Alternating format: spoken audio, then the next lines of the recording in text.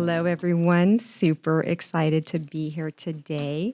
We have a great session today and super excited. Again, we have an amazing topic, and what only supersedes that topic is the wonderful women that we have in studio and virtual today with us. And quickly wanted to introduce myself, Pam Buckley, Executive Vice President, and I would love to go around the room before we kind of dive into the topic that we are going to be talking about today and the fact that we are celebrating 10-year anniversary this year. So let's start. How about we start to my right? Hi, I'm Christie Eickelman, Gaming Laboratories International and past board president of GGW. I'm Cassie Stratford with Boyd Gaming Corporation, also a past president of Global Gaming Women. My name is Lauren Bates. I am General Manager of Gaming for Canada at Light & Wonder and was the president of GGW from 24 to 25. And I'm Siobhan Lane with Light & Wonder, and I'm proud to be the current president of GGW.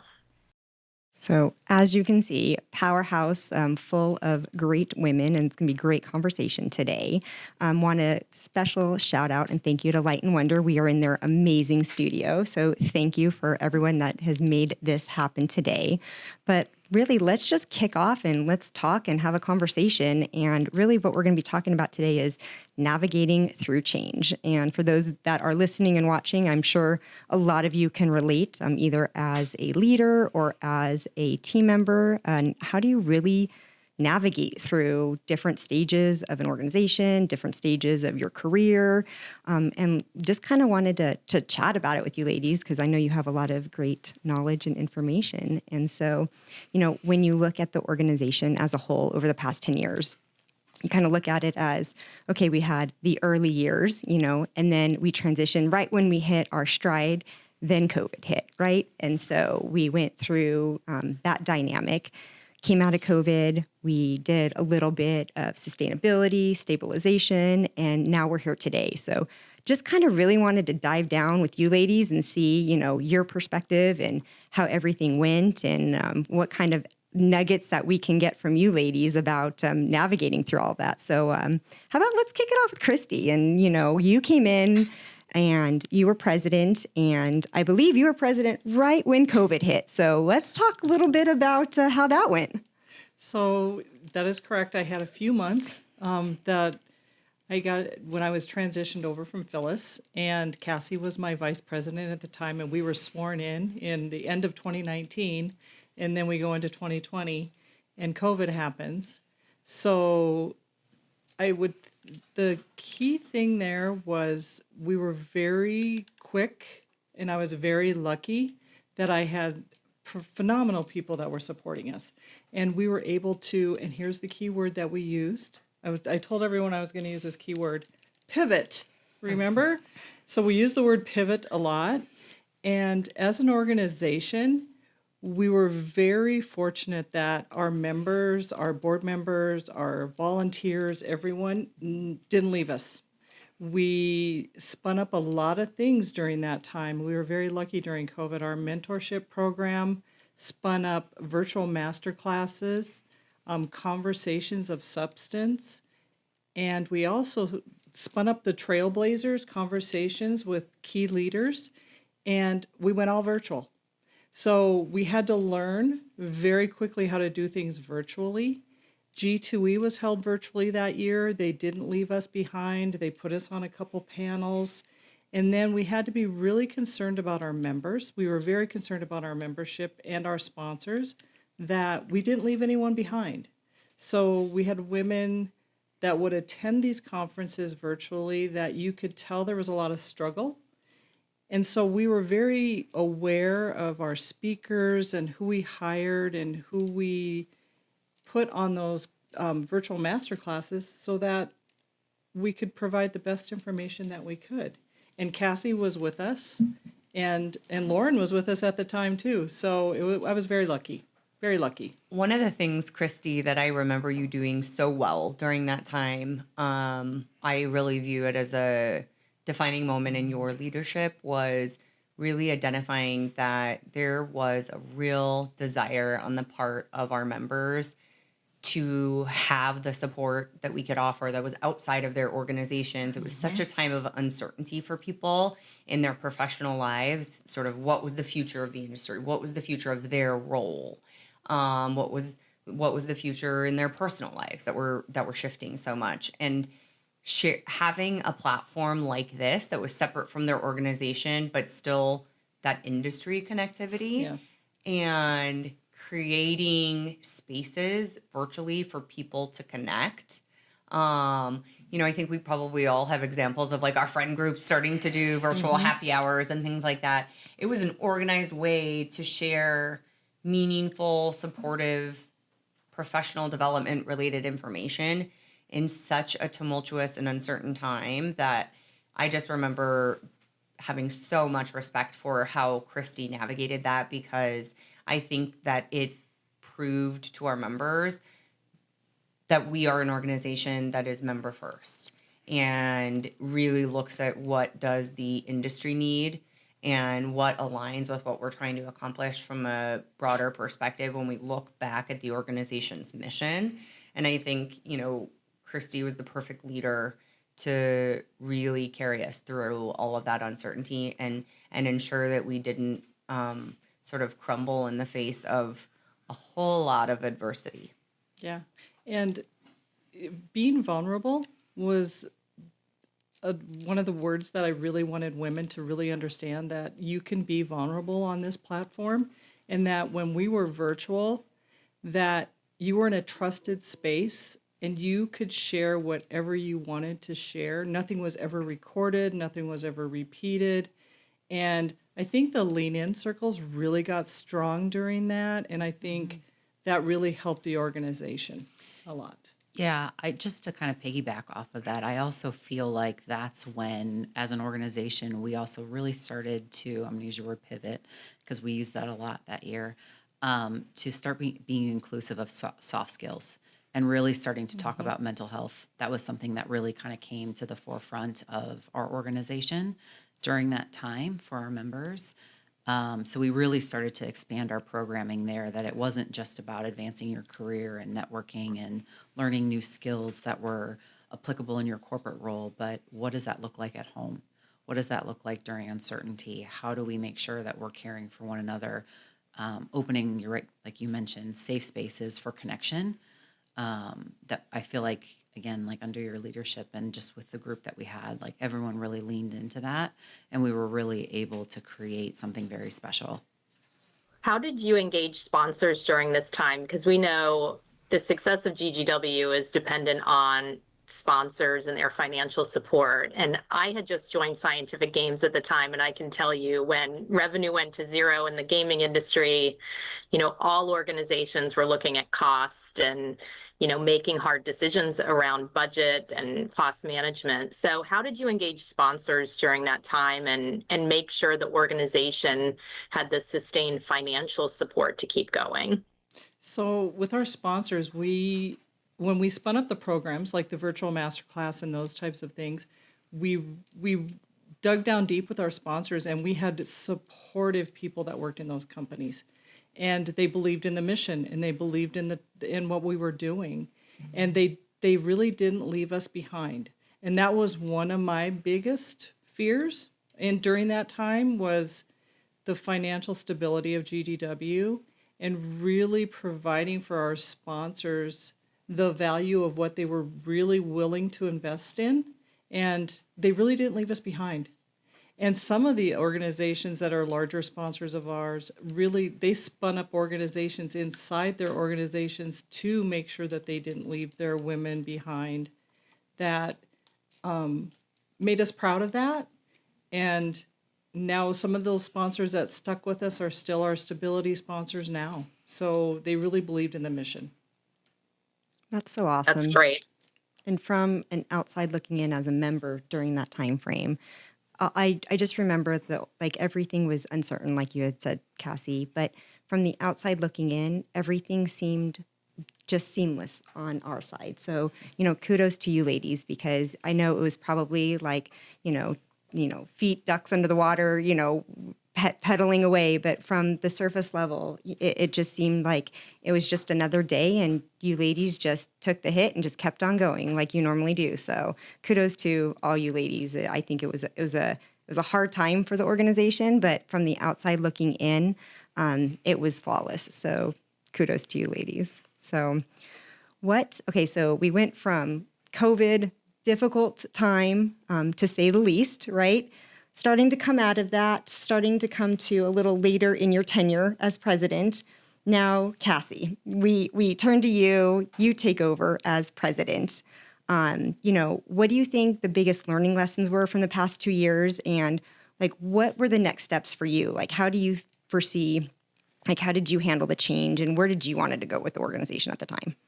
So answering that question today is a little different than I maybe would have even said at the time, because perspective is so valuable. Sure. But, when I think about what I wanted to achieve during my time as president, I really wanted to ensure that the organization had a solid foundation upon which it could grow. Because now, the founding members had sort of put in blood, sweat, and tears to getting this off the ground, sort of that startup grit that it took to sort of make this a viable organization, recognized, et cetera. Christie had ensured the organization's survival, and during that COVID sort of brought it out the other side as a thriving organization.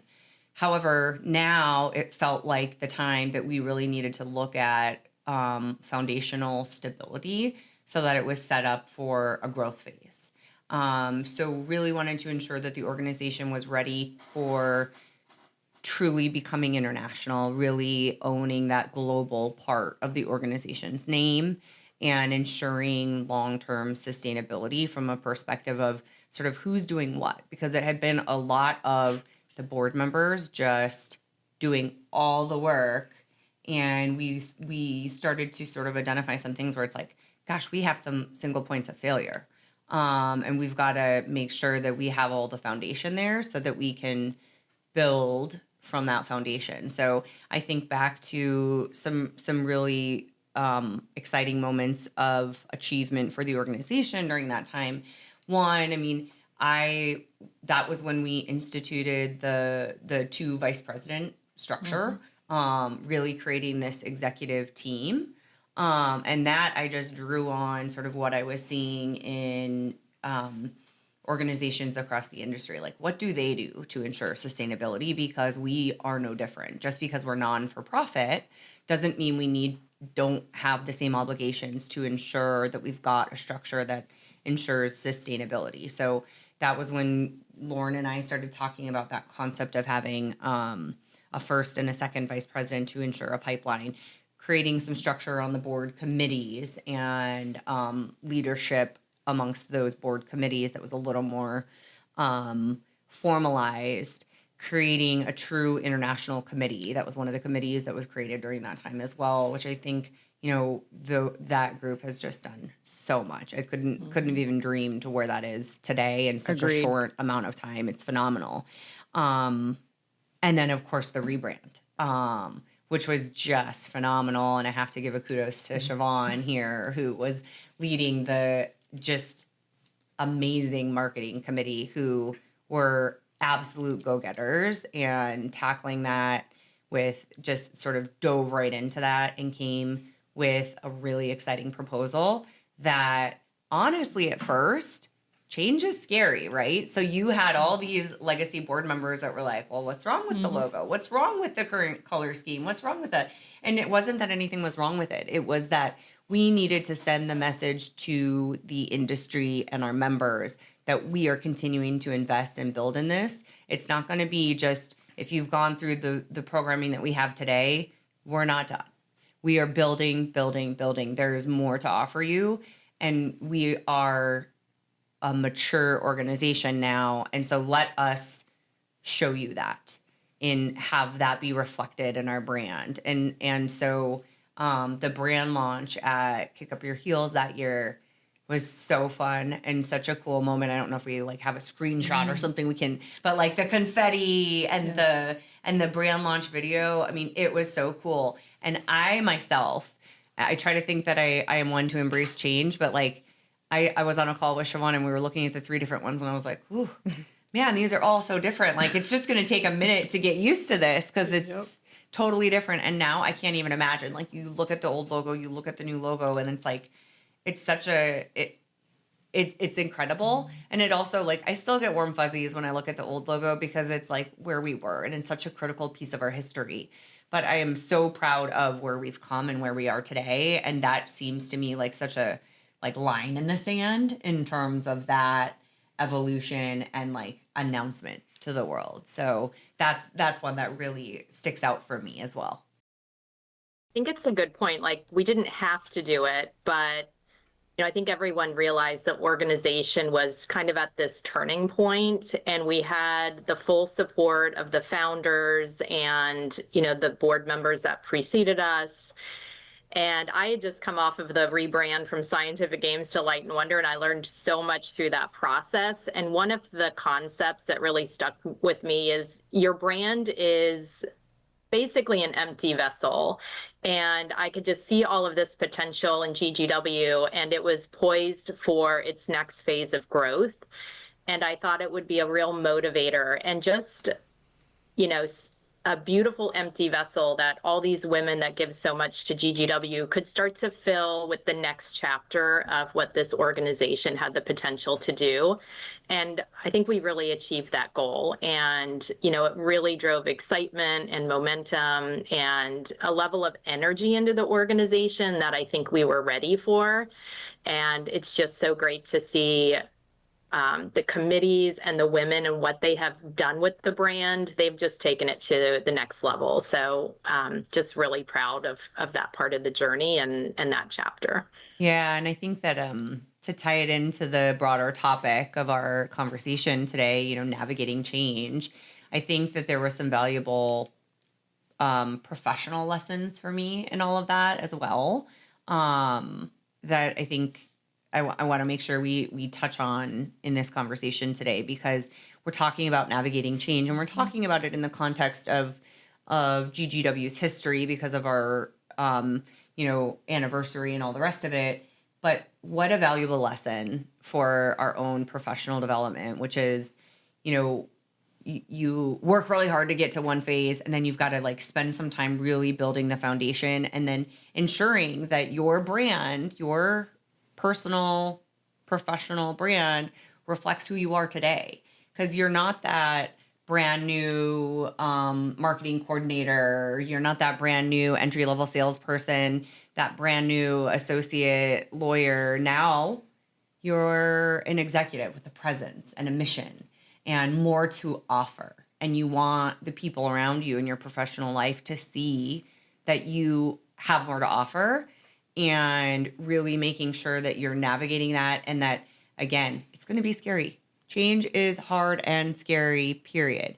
But it is necessary to evolve and mature on an organizational level, just like it is on a personal and professional level. So I think that really ties in well with sort of the overall conversation, and I think what could be really important takeaways for our members from this, who are listening to this conversation.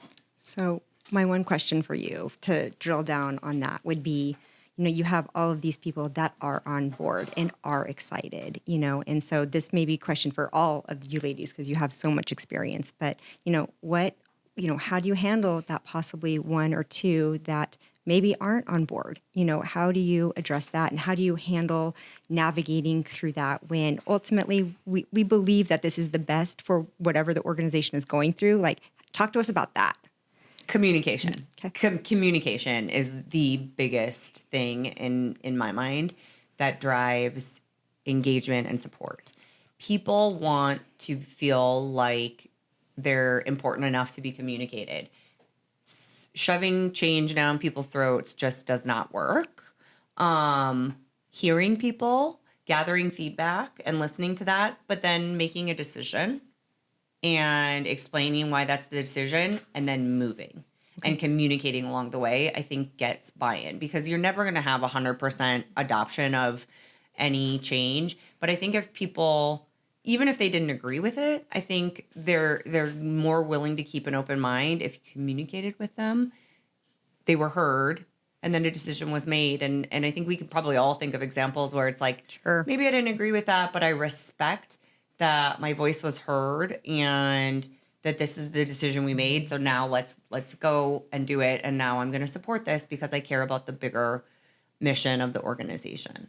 And I think in all of our roles, we had to make those hard decisions, right? I had to make hard decisions when COVID was happening for the organization.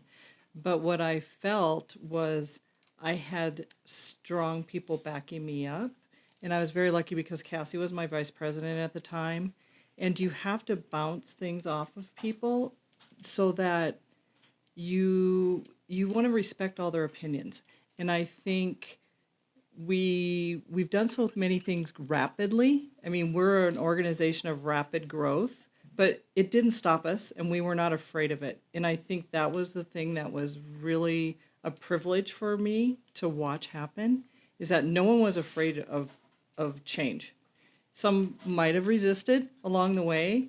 However, once they seen the results, and like Siobhan was talking about, she knew it was time, and she brought it forward, and there's results, and the results are showing that it works, and it's working, and it's moving things forward. Yeah, I completely agree. I think, you can't manage everything by consensus, but it is important that people have their voice heard, that you're gathering different perspectives as a leader because you don't see everything. You're managing from one vantage point. So making sure that you're proactively gathering those different perspectives and respecting other people's opinions and views is really important. I think it also speaks to the culture of whatever organization you're a part of. If you have that respect to understand those different perspectives, it really helps. Sometimes you don't have time to gather different perspectives. You just have to make an executive call and trust that you've invested the time in those relationships and you've built a culture where people will respect that you just had to make a call. But taking people along on the journey. And then I also think providing context around the why is really important. Why is this the right time to make a change? What could this do for our organization, whether it's a rebrand or something completely different? That's an important part of taking people on the journey. I'm a big believer in leading with context and really underscoring decisions with why we have to do this. And that's a big part of kind of leading through change. Leading through contact. That's amazing. And I think I'm going to write that down and put it like literally right on my computer screen. So appreciate that. Okay, so we went from the early years, went through COVID, took us through the rebrand and a whole bunch of other amazing things. All right, so we come to 2024, and that's you, Miss Lauren. Talk to us about, your goals and, as Cassie took us through the rebrand and a little bit of a restructure and just a kind of newfound stability for the organization. Talk to us a little bit about what changes you were facing or you dealt with and where you saw the organization going. Yeah, so it was a very interesting time, and I will say I'm just going to piggyback a little bit off of some of the things that I was able to also I want to highlight with Cassie. So under Cassie's presidency, so again, introduced this new structure of 2 vice presidents, because what we learned very quickly is we have to prepare for the things that are the unknowns. I think if anything that, we came out of COVID with is we have to prepare for those items and giving some backup to Cassie. So if something were to happen or, it allows me to step in so we brought Siobhan on as our second vice president. So the 3 of us were able to very intentionally lead and kind of tackle some of these big goals. So kind of going through that kind of restructure of how we structure committees, how we make sure that there's some redundancies. There was so much institutional knowledge from our founders. Like how do we get all of that information and how do we make sure that we're continuing that on and we have that as a reference point. So really worked very intentionally with Cassie on the structure of the organization. That was a very big piece, the structure of the committees. Do we have the right people on the committees? Do we have proper representation across the industry? Like that was a very intentional time for us. Again, as we were growing our international presence, that was something that actually we probably were not prepared for as a result of COVID. When we went virtually, now all of a sudden our content was available to women all over the world. And all of a sudden we saw this massive spike in international membership. And candidly, we weren't ready for it. So how do we make sure that, we're supporting, that we're growing intentionally? One of the things that the three of us and as an organization, we also were, as we were going through this rebrand, was being very honest with ourselves of like how the industry sees us. And, you still had some people that were like, well, if I'm not in Las Vegas, I'm not sure this organization is for us. And we very intentionally tackled that head on. Was it doesn't matter where you are in your career and where you are in the world, GGW has something for you, and that we can support you in all areas of your growth, whether it's personal or professional. And that was something that I was so proud of. And I can say everyone at this table and on this call was a big part of. But when I kind of took on the role of presidency in 2024, it was now we have all these great ideas, and now we have all these incredible leaders and committee members and volunteers, and no lack of good ideas. But how are we going to execute? Like, how are we going to execute with consistency and ensure that, whether you're attending something in Las Vegas or Australia or London or Florida or Louisiana, wherever it is, that we're delivering a high level of execution and consistency. And that was something that we worked on very intentionally together of like, how do we structure the organization and ensure that we have the support? So how can we scale? And, we're financially sound, we're sustainable. How do we scale? So a big piece for me was really looking at the board and the skill set and the hours that people were putting in. I mean, you had women putting in 40 hours a week sometimes, which is a second job. So a big piece for me was looking at how do we grow from an organizational perspective to really be able to execute. So we went from 1 full-time employee to 3, which I think we learned very quickly that we probably should have done that earlier. So that way we were able to execute on new programs and new ideas. And that was also a big piece, was diversifying our offerings. I think, we had approached our sponsors and we had approached our members, and it was time for a refresh. I think there was a lot of members that had been with us for a long period of time. And, how do we make sure that the content we're putting forward is fresh and it's relevant? And working with our sponsors of like, what are you working on? What do you want to see? Members, like, what do you want to learn about? So something that always sticks out for a lot of our discussions during my tenure was, should we create content or curate? And it was, we're going to curate content, and we want to work with the best of the best. And we want to make sure that we're offering that to our sponsors, to our partners, to our members, so that way we can continue to grow like in a very relevant and meaningful way. So that was probably my focus during my 2 years. What do you think?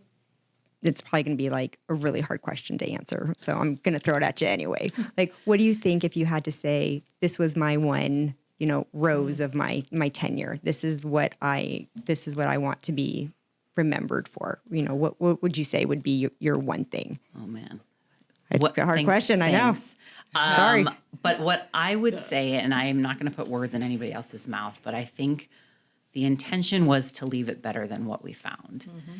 I think Christie did that for Cassie. Cassie did that for me. And I was trying to do that for Siobhan, because as Christie mentioned, like, we are in a rapid growth organization. And the more we kind of put out there, the more people were receptive and they wanted more. I mean, I think about a marketing meeting that we had, and we were talking about social, right? Like, when we really started being intentional about our social presence and growing our social presence. And it's like, the monster that you can't feed enough, right? It's like the more we gave, the more they wanted. So for me, that was, how do I set the organization up for long-term success? So that way, when it goes to Siobhan, it's a well-oiled machine that, again, we have process, we have people, we have intention, and that way we can just grow. And that we aren't so heavily reliant upon volunteers, because that was the one thing that I think all of us navigated, is that life happens. Sure. like life happens, and we didn't have organizational staff, and we didn't have, like Cassie mentioned, like we had a lot of single points of failure. So how do we make sure that we can be sustainable? And that, again, because all of us are volunteers, like that's one thing that I also think sometimes people forget is, and then when people hear that, they're like, oh, I thought you guys were paid. We are not. We are not. We are here because we are passionate about the mission. We are passionate about the organization. And candidly also because someone did it for us, and that we're now all in a position to give back. And I think that that's something that resonates for all of us. And we all have our own story, right, about how we got into GGW. And but that's probably what I would hang my hat on is just long-term success. And I'm gonna say that you had mentioned earlier that you're trying to leave it better for the next person, and I'm going to correct you and say you're not trying, that you did, right? So all of you ladies left it just better than when you came in. Not that it was bad beforehand, but as I come back from, I can see an overview of the 10 years, and you can see the progression, and you can see the improvements, and you can see the long-term growth. So, again, I told you at the very beginning of the session that I am in the presence of some really great women, and I'm going to continue to say that. So, all right. So we have COVID, we have rebrand and stabilization, we have growth. All right, Siobhan, you're up. Where are we going? What are we doing? Well, how lucky am I that I get to come in this chapter and lead a sustained, stabilized, and growing organization. And I'm just so grateful for all the work that these ladies did before me, because my job is to enhance and to continue that scaling. Part of my job is going all over the world to pretty much every gaming market that's regulated in every country.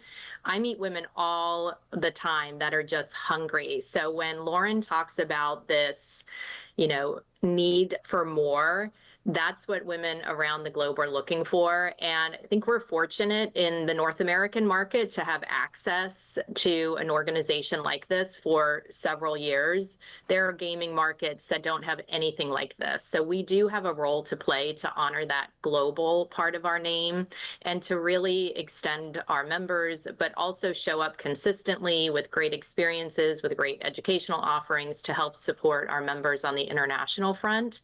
So I think that's a big part of scaling, diversifying our education offerings, as well as mentorship, networking opportunities, so that we can engage in different ways and meet our members where they are. Not everyone is the right fit for, say, a people management in-person development conference, but they might need networking opportunities or mentoring opportunities. So making sure as we think about diversifying our offerings and scaling our offerings to meet all of our members where they are, no matter what level they are in their organization or where they are on their career journey. And then continuing the sustainability build out of our organization now that we have 3 full-time staffers, making sure we have the right processes in place, that we have ongoing engagement with our sponsors, that they're seeing the value of their sponsorship, they're seeing their dollars at work, and that it's really driving impact to the women in the industry, but also allies that continue to support our organization and are equally important. And look, we have to be honest, there's been a shift in the narrative around DEI over the last year and a half. And, sponsors are looking at that and considering that. But we are so fortunate to continue to have their support so we can continue this important work. And I'm just so proud of, again, all that these ladies did before me.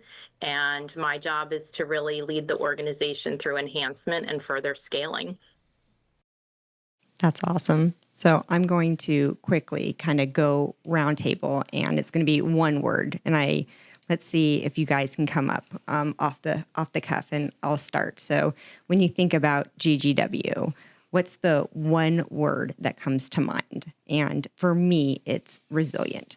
So, when I look at the organization, you look through your members and your board of directors and your sponsors, and I would say resilient would be the top one for me. Let's go, Christie. What's the one word? Collaborative. I think it takes a lot of collaboration on a lot of people's parts to do this, and the behind the scenes people are mission critical, because if they weren't there and we didn't have them, I don't think we would be where we are today. Fair enough. Cass?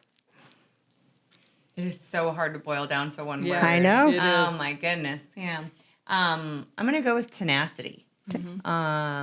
Just having that willingness through each of these phases. You know, you hear everybody faced challenges, but stuck with it and worked through it and had that commitment and drive and tenacity to really ensure that the organization not just continued, but thrives and is what it is today. Mine's connection.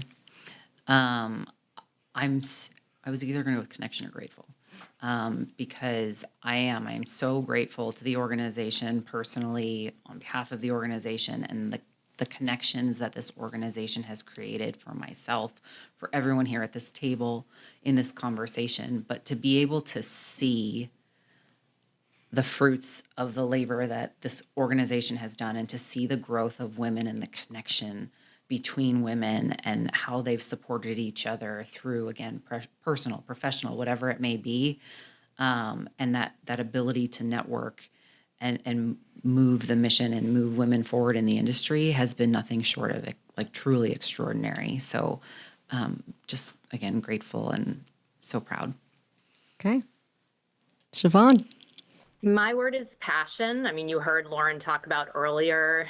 This is not a paid gig. This is something each and every person associated with the organization is passionate about. You know, even for leaders in our sponsor organizations or, organizations that are promoting an even playing field for women in gaming, it's easier to just kind of maintain the status quo. That's the easier road to take. But I think you really have to have a passion and a level of care and consideration to invest time, energy, financial support, whichever way all of our stakeholders, support GGW. There has to be a passion behind that.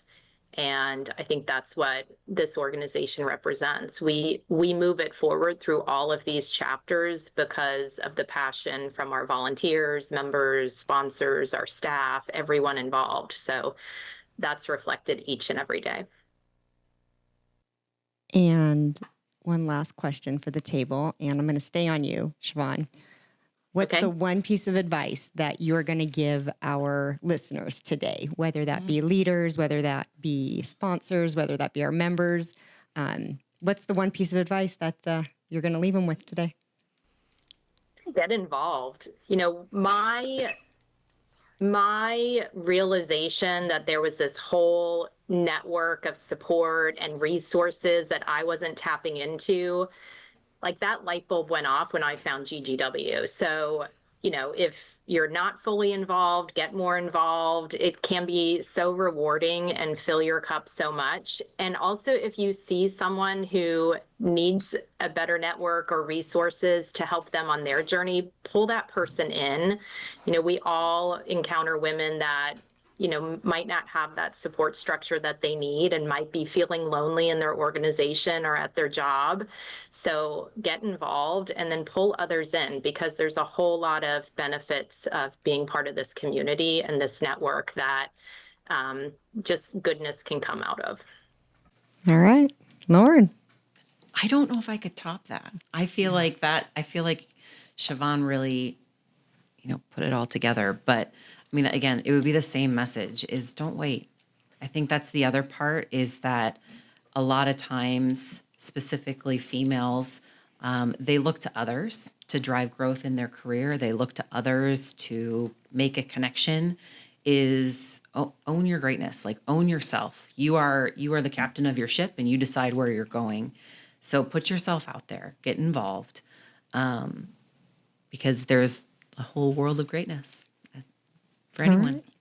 Cassie? Yep. I guess I'm going to stick with this theme. Like, when navigating change, which is what we're talking about today, don't be afraid, because we're all a little afraid of change. It is human nature. We are coded to be a little afraid of change. Don't worry about that. Find the resources to help you through that, and do it anyways. Because hearing this conversation, it is absolutely evident to me of what wonderful things can come from forging ahead and not being afraid of that change, and getting to the other side and having that perspective. You realize that wasn't so bad. That wasn't so scary. And it resulted in some wonderful things personally, professionally, organizationally. And so I think you really can apply that anywhere in your life. Don't be afraid of change, and find your support system, hopefully through GGW, but truly through whatever your support system is, and rely on that to help you through that. So many things I've just said that I really can't top, but I remember my journey into GGW and turning down invitations many a time. And if I was going to go back, don't turn down the invitation. Do not let yourself be afraid of getting involved. And there's great things on the other side. And if GGW is not your organization, find something else that you're passionate about and get involved that helps you with your career. Just do something to move yourself forward. Good stuff, ladies. Pam, what's yours? I'm going to say for everybody out there, you have a voice, use it. And I think that would be probably my one tidbit to add is, for many, many years, I sat, by the sideline and let others, either navigate the change on my behalf or was more on a sideline. And when I finally kind of made that decision to say, hey, no, I'm going to step up and I'm going to lead. And it was probably the best choice I could have done for my career. So I'm going to say you have a voice and use it. Love that. That was great. Great advice. Well, ladies, thank you so much. I know how busy you are, and to get all four of you in one room, quasi, thank you, Siobhan, for dialing in on us. We know it's hard when you are remote. So we appreciate everybody, and we will talk soon. Have a great day. Thank you. Great. Thanks, ladies.